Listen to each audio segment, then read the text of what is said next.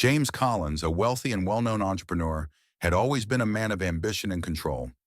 His life was a carefully constructed image, built on years of hard work and strategic decisions. He had the perfect life, his business was thriving, his relationships seemed strong, and he had everything a man could want. Except one thing: trust. Over the years, he had grown increasingly suspicious of his wife, Olivia, a successful woman in her own right, and had begun to wonder whether their relationship was truly built on love or if it was something else. James had always felt that Olivia loved him for his wealth, his status, and the life he had built. He had always believed that beneath the surface, something wasn't quite right, something he couldn't put his finger on. And so, in a moment of desperation, he made an unthinkable decision. He faked his own death. He knew it was a risk, but he couldn't shake the need to test Olivia's love and loyalty. He went to extreme lengths to make sure it would seem like an accident. His car crash, the funeral arrangements, everything. He had the perfect plan, and as he watched from a distance, hidden from sight, he waited. He would see if his wife truly loved him, or if she would move on quickly, as he feared she would. It wasn't long before the news spread. The police had found the car, the wreckage, and soon the headlines read, "Billionaire businessman James Collins found dead in tragic accident."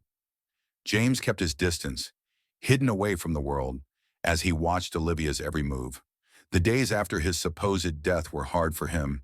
He had seen the way people reacted, how Olivia's face twisted with grief, how friends and family gathered to support her, and how she seemed genuinely shaken by the loss. But what would happen next? He had to know if her tears were real or just a show. Weeks passed. Olivia held the funeral, and James watched as she stood in front of everyone, speaking about the love she had for him, her words soft but full of sorrow. He almost believed it, until the phone call started. He couldn't believe his ears. Olivia began to make plans for a future without him, talking to others about life after his death. She was beginning to sell his belongings, liquidate assets, and speak openly about moving on. Her grief appeared to be fleeting, replaced by a surprising sense of relief. James sat in his hidden location, his heart sinking with each passing day. He had wanted answers, but now he had only more questions. Was it true? Had Olivia only stayed with him for his wealth? Was this the proof he had been searching for all along? Or was there more to the story that he was missing? The more he watched, the more he began to question his decision. What if he had misunderstood everything? What if he had misjudged his wife, who had stood by his side through thick and thin, through business crises and personal struggles? What if he had pushed her too far? One evening, he saw something that shook him to his core. Olivia was at the cemetery, alone at his grave. For the first time, she wasn't just a grieving widow. She was standing there in silence, her hands clasped together, her head bowed. "What have I done?" James whispered to himself, feeling a pang of guilt that pierced deeper than anything he had ever felt before. What happened next would change everything. As the days passed, James continued to observe Olivia from a distance. He watched as she navigated the aftermath of his so-called death, her life moving forward in ways he hadn't expected. There was the expected grief, yes, but then came the signs of something more, something that left him feeling unsettled and unsure of the answers he had thought were clear. It wasn't long before Olivia's behavior began to change. The initial period of mourning seemed to end quicker than James had anticipated. She began to return to her regular activities. The house, which had once been filled with the quiet hum of their life together, now seemed empty, silent in a way that made his heart ache. She took meetings with business partners, hosted dinner parties, and attended charity events, all while wearing a mask of composure. But behind that mask, James could see something else. He could see her loneliness. It was subtle at first, a fleeting moment of hesitation in her smile, a quiet sigh after a conversation, a long, thoughtful stare out of the window. He had known Olivia for years, and he knew when something was off. The depth of her sorrow seemed genuine, but something in her eyes told a different story. She wasn't just mourning him. She was wrestling with something far more complex. One day, a breakthrough occurred that made James question everything he thought he knew about Olivia. She had gone to the local coffee shop one of the few places they had frequented together before his death. James had been following her from a distance, wanting to understand how she was really coping with the loss. As he approached the coffee shop from the street, he saw her sitting at a corner table with a man. At first, his stomach turned with the assumption that she had already moved on, already found someone else. He was furious, but as he watched, something in their interaction caught his attention. The man was not an obvious suitor. There was no flirtation, no romantic gestures, just a quiet conversation. And at one point, Olivia seemed to lean forward with genuine concern, her hand gently resting on his as they talked. James couldn't hear their words, but there was something about their connection that stopped him in his tracks. The man wasn't a lover. He was an old friend, someone familiar, someone she had trusted before. James knew this because of the way she acted, how her posture softened, how she gave off a sense of comfort in his presence. It wasn't the type of interaction he had expected after his death. His emotions swirled in confusion. Why did this hurt so much? He had orchestrated this to test her. He had wanted to see if she would simply move on with her life, tossing aside the memory of him like a chapter that had ended. Yet here she was, still tied to their past in ways he hadn't anticipated. The meeting ended with a hug, nothing more, but it was enough to shake him to his core. As Olivia walked out of the coffee shop, she seemed tired, drained even, but not the way someone would appear after an affair. She was searching for something, or perhaps someone, but it wasn't just a rebound, it was deeper. Over the next few days, James found himself wrestling with a new set of questions. Had he misunderstood her all along? She wasn't just moving on with her life. She was trying to rebuild it, trying to find something to fill the emptiness left behind by his death.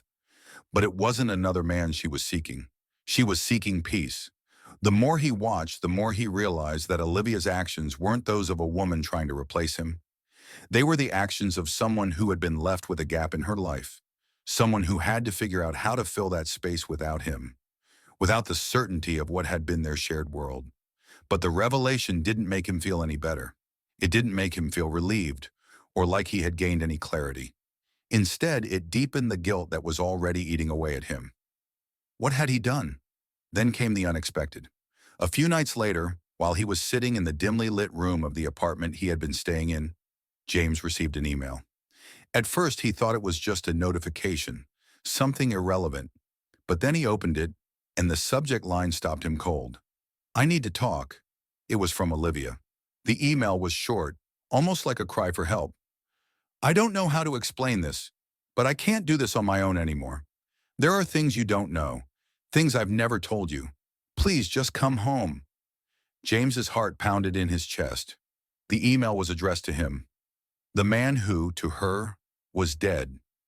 What did this mean? Why was she reaching out? Had she known all along? His mind raced with possibilities. The question wasn't whether he should go back to her. He knew he had to, but it was what happened next that was far beyond anything he had prepared for. The night felt longer than any of the others before it. James sat motionless on the couch of the small apartment he had rented since faking his death. The email from Olivia still sat open on his laptop, the words staring back at him, urging him to return. The weight of her plea, the vulnerability in her request, made him feel something he hadn't experienced in a long time, the desire to truly be there for someone. He had spent years building his empire, thinking success was the key to everything. But now with Olivia's message, he was confronted with a different reality. Was it too late to repair everything? Could they rebuild their life together? Or had he done irreparable damage by testing her love in such a cruel way? The guilt gnawed at him, making it difficult to think clearly. He had told himself that he needed to know the truth, that this test would bring clarity to the darkness, clouding his relationship with Olivia. But now as the truth began to unfold before him, he realized just how much he had underestimated her strength and just how far he had gone to satisfy his own insecurities. James took a deep breath and closed his laptop. His fingers hovered over the keyboard, ready to type a response, but he hesitated. What was he supposed to say? What could he say after everything he had done? There was no turning back now. The damage had already been done. The next morning, after hours of indecision, he finally made a choice. He grabbed his keys and left the apartment. heading toward the home he and Olivia had once shared. The drive felt surreal, his heart heavy with the weight of his own actions, yet with a sense of determination he hadn't felt in months. He had to face her. He had to make things right, no matter how much it hurt. As he approached their house, the familiar view of the front porch and the well-maintained garden brought a sense of nostalgia. How many times had they walked together through these doors? How many mornings had they shared coffee in the kitchen, talking about their day, their plans for the future? Now everything seemed distant, like a memory faded and unreachable. When he reached the front door, he paused for a moment, taking one last breath before knocking. His mind raced with questions, but there was one answer he was sure of. He couldn't keep running. The door opened slowly. Olivia stood there, her face expressionless, but her eyes filled with something he couldn't quite read. She hadn't expected him, not after everything. James stood at the threshold, unsure of what to say, his mouth dry. "Olivia," he began, his voice shaky, "I know I've hurt you. I know I've messed things up, and I don't know if you can ever forgive me. But I had to come. I had to make things right." She didn't speak at first, just stood there, looking at him. For a brief, painful moment, he thought she might slam the door in his face, but then something shifted in her eyes, a flicker of vulnerability. "James," she whispered, "you shouldn't have done this." "I know," he said, his voice thick with regret. "I know I shouldn't have. I thought, I thought I needed to know if you really loved me, if everything we had was real." He paused, searching her face for some sign of understanding. "But I was wrong. I never should have tested you like that. I never should have made you go through this." Olivia stood there, her arms crossed, her gaze fixed on him. She was silent for a long moment, the weight of his words hanging in the air. Finally, she spoke. "You don't understand, do you?" Her voice was calm, but there was an edge to it. "You were so consumed with your own doubts, your own insecurities, that you didn't stop to think about how it would hurt me, how it would hurt us." James took a step forward, his heart pounding. "Olivia, I'm sorry. I've always been so focused on my business, on building my empire, that I lost sight of everything else. I lost sight of you, of us. And when you were gone, I was alone, but I never stopped loving you. I never stopped caring about you. I was just too blinded by everything else to see what really mattered." She looked away for a moment, her eyes glistening as though she were holding back tears. James didn't know if they were tears of anger or sorrow, but either way, it hurt to see her in this pain. He had done this to her. After a long pause, Olivia spoke again. "I didn't ask for this, James. I didn't want to live like this. Wondering if you really cared about me, if everything we had was just for show. But I stayed. I stayed because I loved you. I trusted you." James reached out, his hand trembling, but she took a step back, her gaze now cold.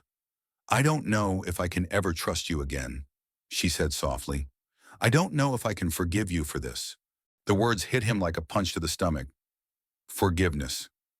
It seemed like such a small thing, yet so monumental at the same time. He had asked for so much. His own ego, his own need for control, had caused all this pain. And now he didn't know if he could fix it, but he wouldn't give up. He couldn't. "I'll wait," James said, his voice steady despite the ache in his chest. "I'll wait as long as it takes. But I want you to know, Olivia, whatever happens, I'll be here. I'll do whatever it takes to make this right." The days after their conversation were some of the hardest James had ever endured. Olivia had agreed to allow him back into the house, but the atmosphere was heavy with tension. Every word, every glance seemed weighed down with doubt. They both tried to go about their lives, but the silence between them was deafening. The trust, once a solid foundation, was now a fragile thing, barely held together by the pieces they were trying to salvage. James knew that no matter what he did, no matter how many times he apologized, he could never erase the damage he had done. The trust that had been shattered couldn't be rebuilt overnight. It would take time. He understood that now. But as the days turned into weeks, his sense of helplessness grew. He couldn't undo the pain he had caused, and he couldn't undo the lie he had built. Olivia was distant, her eyes hollow when she looked at him, as though the man standing before her was a stranger, a ghost of the person she had loved. One evening, as they sat down for dinner, a small flicker of hope seemed to ignite. Olivia placed the food in front of James, her movements slow and deliberate, her face blank. She hadn't said much since the day he had come back, and he could tell she was still grappling with the betrayal. But there was something different in her eyes that night, something softer. "James," she began, her voice low, almost tentative, as if testing the waters. "I don't know if I can ever fully trust you again, but I can't keep living like this either. The silence is suffocating." James swallowed hard, feeling the weight of her words. "I understand. I'll do whatever it takes to earn back your trust, Olivia. I won't give up on us." For a brief moment, her eyes met his, a glimmer of something, uncertainty, but also longing, flashed through them. She took a deep breath and continued. "I don't know where we go from here," she said, her voice trembling slightly. "But I think we need to rebuild. Together. It's not going to be easy and it won't be quick. But if you're willing to put in the work, maybe, maybe we can start over." A wave of relief washed over James. She wasn't giving up on them. The road ahead would be long, and there were no guarantees, but hearing those words from her, words he hadn't expected, gave him a sense of hope. Maybe there was still a chance. "I'm willing," he said, his voice filled with emotion. "I'll do whatever it takes. I'm here, Olivia, for the long haul." Over the next few weeks, things slowly began to change. It wasn't easy. There were moments when the tension between them felt unbearable. Moments when the old wounds reopened and the weight of the betrayal seemed too much to bear. But there were also small moments of healing. A quiet conversation over breakfast, a shared laugh, the subtle but meaningful gestures that spoke louder than any words could. They were beginning to rebuild. One evening, as they sat on the couch, Olivia's head resting on his shoulder, James looked down at her, his heart full. This was the woman he had always loved, the woman he had nearly lost. His mistake had been not trusting her enough, not believing in their love, but now he was determined to make it right. "We're going to make it through this," he whispered to her, his voice firm with conviction. "I won't let you down again."